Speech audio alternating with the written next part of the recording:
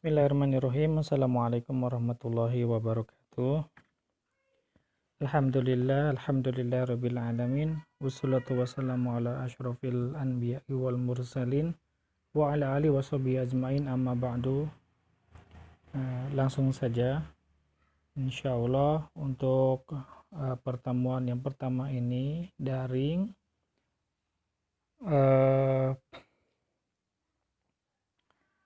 Kita akan mengevaluasi kembali dari pelajaran yang sudah disampaikan.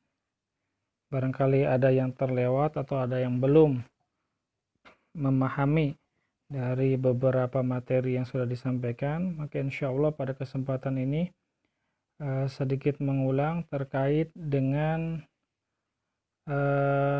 muqaddimatu fi ilmil fiqhi. Baik, langsung saja.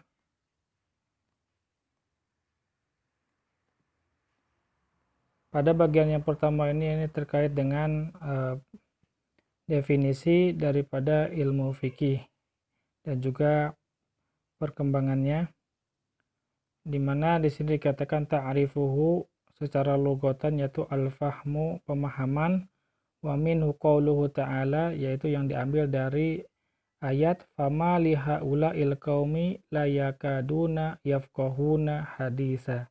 Yafqahun ay yafhamun. Toib. Berikutnya ta'rif secara istilahnya al-ilmu bil ahkami asy-syar'iyyah al-amaliyah, yaitu disiplin ilmu terkait dengan hukum-hukum syariat yang bersifat amaliyah. Al-muktasabu min adillatiha at-tafsiliyah, yang digali dari dalil-dalil yang terperinci. Itu secara istilah makna dari al-fiqhu. Adapun berikutnya singkatnya terkait dengan nasya'atuhu, bahwasanya bada al-fiqhu mundu asrin nubuwati wal wahyi. Fikih itu dimulai pada masa kenabian, dan diturunkannya wahyu. Wa kana al-Qur'an yanzilu bil ahkami syar'iyyah, bahwasanya Al-Qur'an turun membawa hukum-hukum syariat. Wa kana Rasulullah sallallahu alaihi wasallam yubayyinu hadhil ahkam, dan Rasulullah menjelaskan terkait hukum-hukum yang tadi linnasi kepada manusia. Wa yashra'u tafasiluha bil qauli awil fi'li au bi ikrarihi sallallahu alaihi wasallam li aqwali sahabah wa af'alihim, yaitu dengan menjelaskan secara terperinci baik itu dengan qaul, kemudian perbuatan apa yang dilakukan oleh Nabi, dan juga ikrar terhadap ucapan sahabat, perkataan sahabat, dan juga perbuatan apa yang dikerjakan oleh mereka. Wa kana sahabah yarjuna ila Rasulillah sallallahu alaihi wasallam li ta'allumi minhu, bahwasanya para sahabat itu mengharap untuk belajar kepada Rasulullah sallallahu alaihi wasallam. Wa istifta'uhu fima yashqulu alaihim, dan mengambil fatwa dari apa yang mereka menjadi beban terhadap mereka. Wali faslil al-husumat, dan juga untuk memecah belah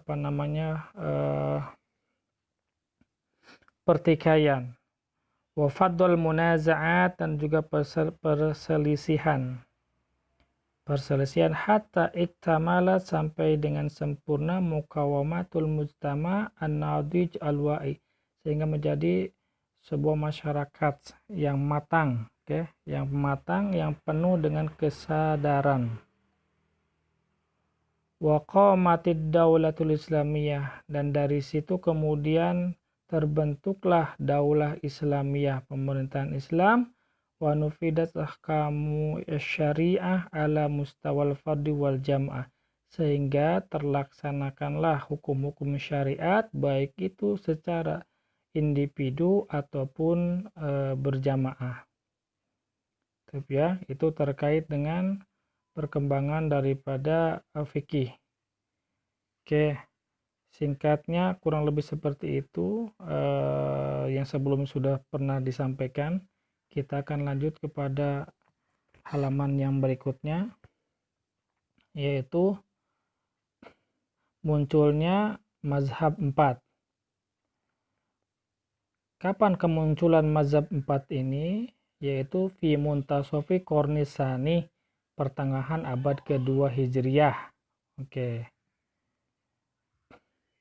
Dan di sini ternyata mazhab itu dahulu tidak hanya 4, tapi ada beberapa dan banyak. Seperti di sini tercantum. Di Mekah ada Sufyan bin Uyainah. Kemudian di Syam ada Al-Auza'i. Kemudian di Madinah ada Malik bin Anas. Kemudian di Mesir ada Lais bin Sa'ad dan Imam Syafi'i. Kemudian di Basrah ada juga Al-Hasan Al-Basri. Kemudian di Kufah ada Imam Abu Hanifah wa Sufyan Ats-Tsauri. Kemudian di Sabur Ishaq bin Rohawiyah. Di Baghdad ada Imam Ahmad bin Hambal wa Dawud Al-Zahiri wa Ibnu Jarir At-Tabari. Namun ternyata yang banyak ini tidaklah menyebar seperti yang 4. Nah, yang tertinggal hanyalah 4 mazhab saja, yaitu mazhab Imam Hanafi, Imam Maliki, Imam Syafi'i, dan Imam Hambali. Sehingga mazhab 4 inilah yang kemudian berkembang dan terus ada sampai masa sekarang ini. Kita lanjut sedikit pembahasan beberapa terkait dengan mazhab-mazhab yang tadi. Yang pertama itu mazhab Imam Hanafi. Bahwasanya Imam Hanafi ini dinasabkan bahwasanya beliau itu adalah aslu min tabi'i at-tabi'in, dari masa tabi'ut tabi'in. Wa huwa imamu ahli ra'yi, dan dikatakan sebagai imam ahli ra'yi yang menggunakan rasio. Fa fihi ahlul Iraq. Menurut ahlul Iraq. Kemudian walau kitabul fiqhul akbar, punya kitab fiqhul akbar, namanya Al-Fiqhu Al-Akbar fil Aqidah, di dalam hal pembahasan akidah. Ini terkait dengan guru-gurunya, sebelumnya kita sudah pernah bahas. Oke. Gurunya itu akhoda fikhi mengambil dari Himad bin Abi Sulaiman, kemudian beliau mengambil dari Ibrahim An-Nakhai, dan beliau mengambil dari Abdullah bin Mas'ud radhiyallahu anhu. Itu terkait dengan mazhab Imam Hanafi, gurunya. Lalu terkait dengan karya, bukan karya, masadir mazhabnya. Masadir madhabnya di sini yaitu ada 8, sebagaimana sudah kita bahas sebelumnya. Oke. Ada Alkitab atau Al-Quran, As-Sunnah, Al-Ijma, Qiyas, Ihtisan, Al-Urf, Qaulus Sahabi, Syar'un man qoblana, dan seterusnya. Oke. Kita lanjut kepada yang berikutnya, yaitu di sini terkait dengan murid-muridnya Imam Hanafi. Oke, lalu berikutnya terkait dengan karya-karya beliau. Dilanjut kemudian kepada Al-Mazhab Al-Maliki, mazhab Imam Malik. Nasab beliau yaitu Imam Darul Hijrah fil Fiqhi wal Hadis, dikenal dengan Imam Darul Hijrah fil Fiqhi wal Hadis ba'da tabi'in, sesudah tabi'in, berarti tabi'ut tabi'in. Siapa gurunya? Gurunya ini. Oke.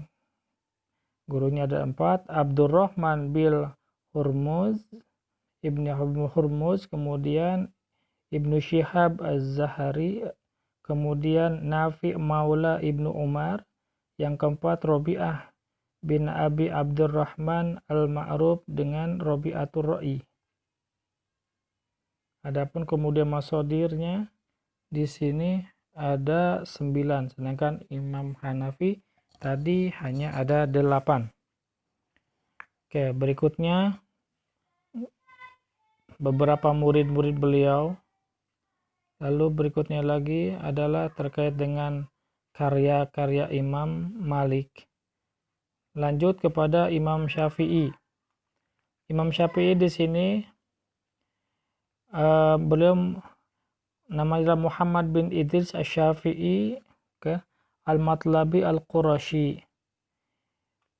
Nasya'a fi Makkah, tumbuh di Makkah. Wa akhadha fil fiqhu wa ulumul Qur'an min ulama'iha, mengambil ulama-ulama dari ulama sana terkait dengan fikih, dan juga ilmu Quran. Wa sanafa awalu kitabin fi usulil fikhi, dan membuat kitab pertama dari usul fikih, yaitu beliau. Wa huwa, yang dikenal dengan kitab Ar-Risalah.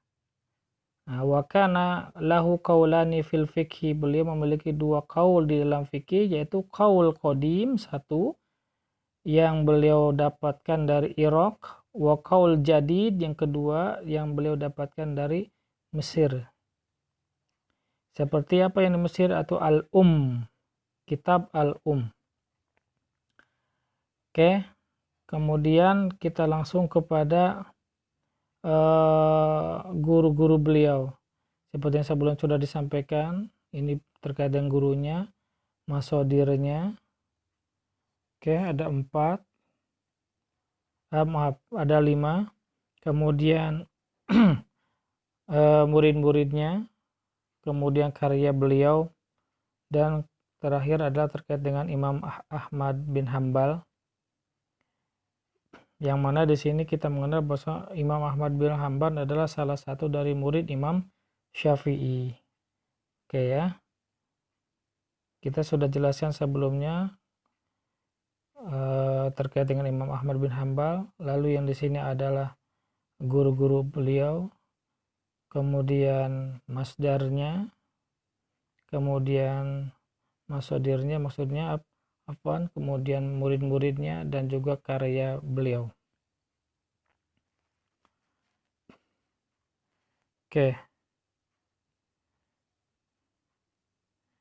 Kurang lebih untuk saat ini itu yang bisa disampaikan untuk mengevaluasi, mengingat kembali barangkali ada materi yang terlupakan atau belum dipahami.